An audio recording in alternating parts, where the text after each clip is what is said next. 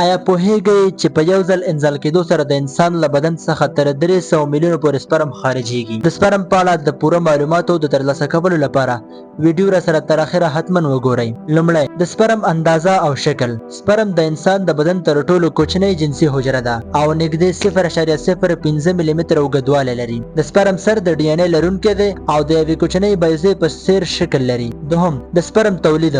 د نارینه‌و په ټسټس کې روزانه له 100 څخه تر 200 میلیونو پورې سپرم تولیدېږي. د سپرم د تکامل لپاره نږدې له 22 څخه تر 24 ورځې وخت اړتیا ده. دریم د سپرم حرکت. سپرم د خپل لکۍ یا ټایل په مرسته حرکت کوي او کولی شي په یو ساعت کې نږدې له 4 څخه تر 5 ملي متره لاره ووهي. د سپرم د حرکت سرعت په اوسط ډول 0.1 ملي متر پر ثانیه دی. څلورم د سپرم ژوندي پاتې کېدو موده. په نارینه‌و کې سپرم نږدې 6 هفتې ژوندی پاتې کېدی شي او په ښځینه تولیدي سیستم کې سپرم کولی شي تر 15 ورځو پورې فعال پاتې شي. پنځم د سپرم د ژوندي پاتې کېدو شرایط.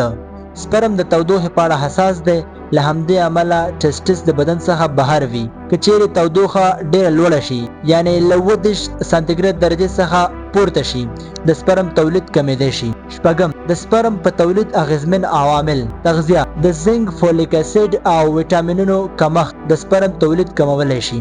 د خوراک ناروغۍ لکه ډیابیټس د سپرم کیفیت کمولی شي.